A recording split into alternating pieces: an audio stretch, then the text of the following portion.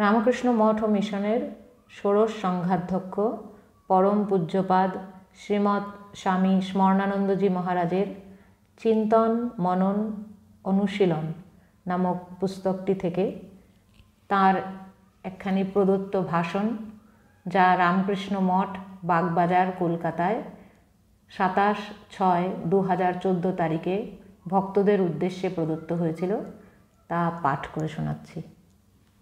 মাতৃ অনুধ্যান। জননীং শারদাং দেবীং রামকৃষ্ণং জগদ্গুরুং পাদপদ্মে তয়ো শ্রিত্বা প্রণমামি মুহুর্মুহু। শ্রী শ্রীমা অবতার সঙ্গিনী। অবতার পুরুষ যখনই আবির্ভূত হন তখন তাদের সঙ্গে অবতার সঙ্গিনীরাও আসেন। তারা আসেন, কিন্তু তাদের কোনো বিশেষ ভূমিকা দেখা যায় না। কিন্তু শ্রী শ্রী মায়ের ক্ষেত্রে বিষয়টি অন্যরকম। শ্রী শ্রী ঠাকুর যখন কাশীপুর উদ্যানবাটিতে অসুস্থ হয়ে রয়েছেন, তার মহাসমাধির কয়েকদিন আগে মা তাকে বলছেন, তুমি তো চলে যাচ্ছ, আমাকেও নিয়ে চলো। ঠাকুর বলছেন, না, তোমার অনেক কাজ আছে, তোমাকে থাকতে হবে। মা বলছেন, আমি মেয়ে মানুষ, আমি আর কি কাজ করব। ঠাকুর বলছেন, না, তোমার দ্বারা অনেক কাজ হবে। অন্যান্য অবতারের ক্ষেত্রে অবতার সঙ্গিনীরা এসেছেন, কিন্তু তাদেরকে অবতারের কাজ করার জন্য থেকে যেতে হয়নি। শ্রী শ্রীমা ঠাকুরের মহাসমাধির পর দীর্ঘ 34 বছর এই পৃথিবীতে ছিলেন। কত লোককে কৃপা করেছেন, কত ধরনের কত রকমের কার্যকলাপ, কত রকমের সমস্যা সব সামলেছেন। এই সংঘ যখন গড়ে উঠছে তখন কত রকমের সমস্যা দেখা দিত। শেষ পর্যন্ত সমাধান করার জন্য মায়ের কাছেই যেতে হতো। বেশ কয়েকটি এরকম উদাহরণ আছে। মা নিজে যখন বোধগয়া গিয়েছেন, সেখানে একটি মঠ দেখে তাদের অবস্থা বেশ ভালো, ঠাকুরের কাছে প্রার্থনা করছেন, আমার ছেলেরা এদিক ওদিক ঘুরে বেড়ায়, ঠাকুর তাদের জন্য কিছু ব্যবস্থা করো। তারপর থেকে দেখা যায় মঠের আস্তে আস্তে অনেক ব্যবস্থা হলো, উন্নতি হলো। আরও অনেক রকম ঘটনা আছে, যেমন মায়াবতীর অদ্বৈত আশ্রমের বিষয়ে। স্বামীজি চেয়েছিলেন একটি আশ্রম হবে যেখানে কোনো মন্দির, মূর্তি এইসব থাকবে না, সেখানে কেবল অদ্বৈতভাবেই সাধনা হবে। এইটি নিয়ে সেখানকার সাধুদের মধ্যে একটু দ্বন্দ্ব হয়েছিল। শেষে শ্রী শ্রী মায়ের কাছে জানতে চাওয়া হলে তিনি বললেন, আমাদের গুরু যিনি, তিনি তো অদ্বৈত। তোমরা যখন সেই গুরুর শিষ্য, তখন তোমরাও অদ্বৈতবাদী। আমরা জোর করিয়া বলিতে পারি, তোমরা অবশ্য অদ্বৈতবাদী। অতীতের স্মৃতিতে উদ্ধৃত স্বামী স্বরূপানন্দের ডায়েরি, 7/9/1902। সেখানেই সন্দেহটি দূর হয়ে গেল। তিনি একজন সামান্য মানবীর মতো থাকলেও তার এই কথা, তিনি অর্থাৎ ঠাকুর তো অদ্বৈত, এর মধ্যে এক গভীর ভাবের প্রকাশ লক্ষ্য করা যায়। আরও অনেক ঘটনার ক্ষেত্রে দেখতে পাওয়া যায় যে তার কথাই শেষ কথা। বেলুড় মঠে একজন কাজের লোক ছিল, কোনো কারণে তাকে সরিয়ে দেওয়া হলে সে মায়ের কাছে যায়। মা সাধুদের বললেন, বাবা, ওকে রেখে দাও। মায়ের কথাই শেষ কথা। মা বলছেন সে রয়ে গেল। স্বামীজি আমেরিকা যেতে চান, বুঝতে পারছেন না যাবেন না যাবেন না। মাকে চিঠি লিখলেন, শ্রী শ্রী মা আশীর্বাদ জানিয়ে অনুমতি দিলেন। শ্রী শ্রী ঠাকুর তাঁর সাধনার দ্বারা শাস্ত্রাদিতে যা আছে সেগুলি নিজের জীবনে উপলব্ধি করে তার সত্যতা প্রমাণ করেছেন। কিন্তু সেগুলিকে তো তুলে ধরতে হবে সবার সামনে, তা না হলে সবাই বুঝবে কি করে?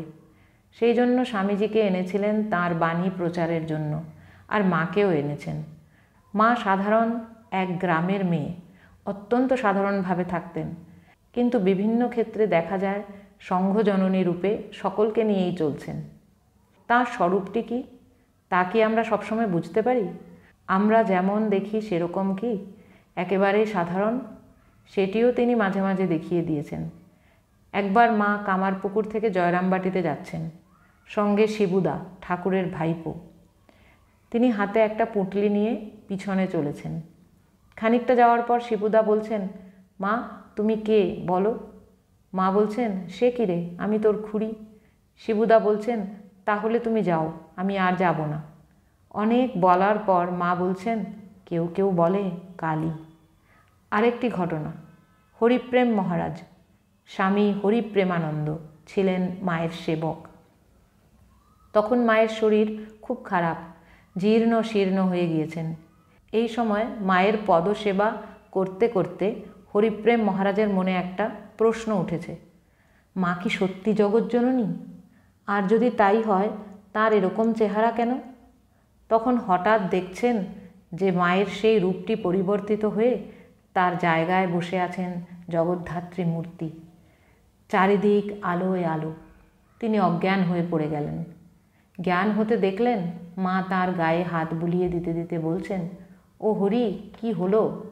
মাঝে মাঝে তিনি তার স্বরূপ প্রকাশ করেছেন, কিন্তু বেশিরভাগ সময়েই তিনি একজন সাধারণ রমণীর মতোই থাকতেন। বেদান্তের কথা আমরা বলি, গীতা, উপনিষদ ইত্যাদিতে যা বলা হয়েছে বাস্তবে সেগুলি জীবনে আনা যায় কিনা, বাস্তবে প্রয়োগ করা যায় কিনা, সেটি একটি প্রশ্ন। বিশেষ করে আজকের যুগে কত পরিবর্তন হচ্ছে, কত কি হচ্ছে, এ প্রশ্ন কেউ করতে পারেন। মা তার নিজের জীবনে তা করে দেখালেন। এই অবস্থায় কিভাবে জীবনযাপন করতে হবে, কিভাবে এই উচ্চ আদর্শগুলিকে জীবনে প্রতিফলিত করতে হবে ইত্যাদি, তা তিনি নিজের জীবনেই করে দেখিয়েছেন। কত সহ্যগুণ! নিজেই বলতেন স স স অর্থাৎ ধৈর্যগুণ। সহনশীল হতে হবে। এই জগতে থাকতে গেলে অনেক রকম দুঃখ কষ্ট আছে, ভালো আছে, মন্দ আছে। কিছুদিন হয়তো ভালো চলল, তারপর হঠাৎ এমন ঘটনা ঘটল যে সব অন্ধকার। এরকম অবস্থায় কিভাবে চলতে হয় সে সম্বন্ধে মা নিজের সন্তানদের পথ দেখিয়ে গিয়েছেন। নিজেও অনুরূপ অবস্থায় একই রকমভাবে চলেছেন। একজন মহিলার সন্তান মারা গিয়েছে, তিনি খুব কাঁদছেন। মাও সঙ্গে সঙ্গে কাঁদছেন, অথচ তিনি তাকে চেনেনও না। মায়ের কান্না দেখে সেই মহিলা স্তম্ভিত।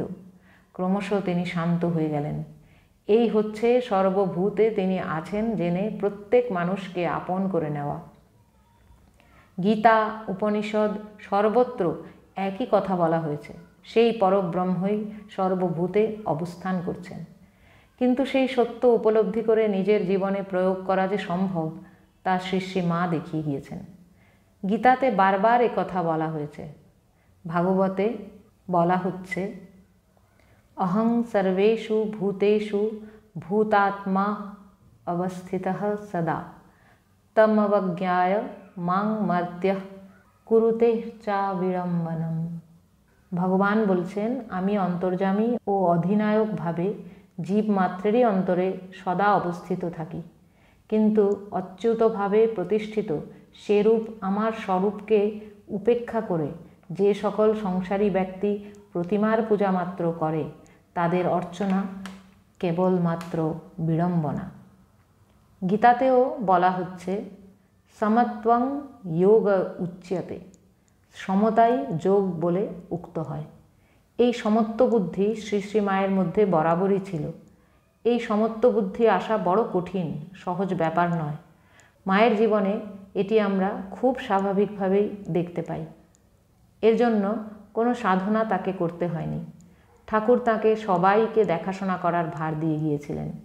তাই তিনি করে গিয়েছেন ঠাকুরের মহাসমাধির পর 34 বছর ধরে। তার মহাসমাধির পরও কত লোক ভক্তি ভরে তার প্রতি আকর্ষণ অনুভব করে। এরকম শুধু ভারতে নয়, ভারতের বাইরেও দেখা যায়। ইউরোপ, ব্রাজিল, আর্জেন্টিনা ইত্যাদি দেশে তারা মাতা মেরির পূজা করে, আবার শ্রী শ্রী মায়ের ছবিও পূজা করে। একটা ঘটনা শুনেছিলাম, শ্রী শ্রী মায়ের জন্ম শতবর্ষ উদযাপনের সময় কাশী সেবাশ্রমের এক সাধু বেনারস হিন্দু ইউনিভার্সিটির ভাইস চ্যান্সেলরের সঙ্গে দেখা করার জন্য গিয়েছেন।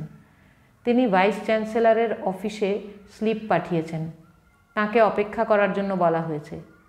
তিনি দেখছেন তারপরে যারা এলেন তাদের ডাকা হচ্ছে, কিন্তু তাকে ডাকা হচ্ছে না।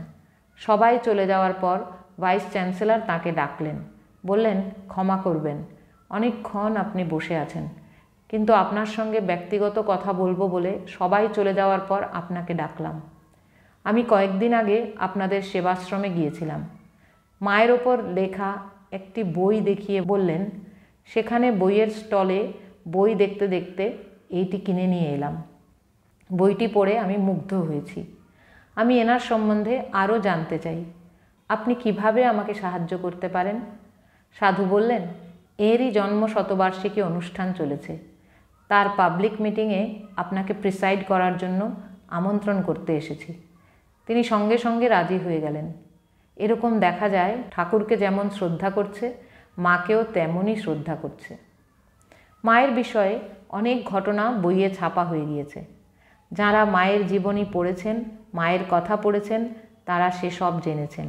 শ্রী শ্রীমা সাধারণভাবে থেকে কিভাবে মানুষের কল্যাণ করেছেন তা দেখে তার প্রতি আকর্ষণ ক্রমশ বাড়ছে এবং ভক্তরা আসছেন।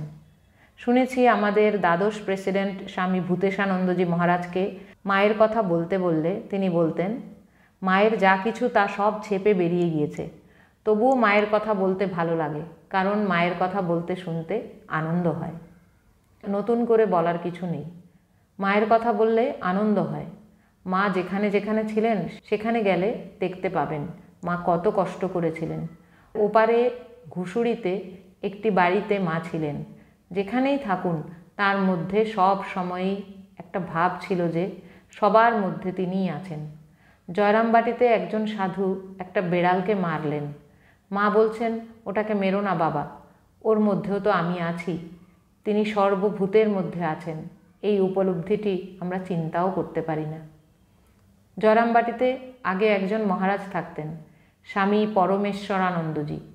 তিনি মাকে অনেক সেবা করেছেন। তাকে আমি জিজ্ঞাসা করেছিলাম, মহারাজ আপনারা মাকে কিভাবে দেখতেন? বললেন, কিভাবে আবার দেখব, তিনি মা, এইটুকুই জানতাম। মাকে আমরা মা বলেই জানতাম।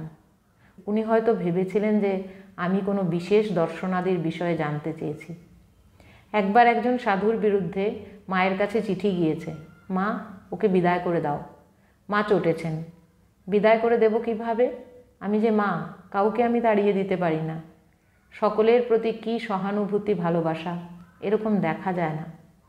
আমাদের দেশে, ইউরোপে অনেক সাধিকার কথা ইতিহাসে পাওয়া যায়। তারা সাধন ভজন করে উপলব্ধি করেছেন, ওই পর্যন্তই। জগতের সকলের জন্য কিছু করব এ ভাব ছিল না।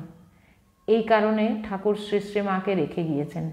বেদান্তের কথা বইতে আছে, কিন্তু সেগুলি বাস্তব জীবনে কিভাবে প্রতিফলিত হবে? শত কষ্টের মধ্যেও সংসারে থেকে কিভাবে মনটিকে ঈশ্বরের দিকে রাখতে হয়, এইটি মায়ের জীবন দেখলে আমরা বুঝতে পারি।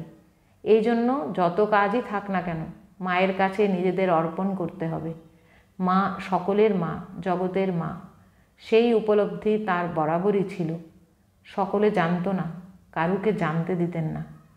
কখনো কখনো কেউ কেউ জেনে যেত। শ্রী শ্রী ঠাকুর, শ্রী শ্রী মা তোমাদের মঙ্গল করুন।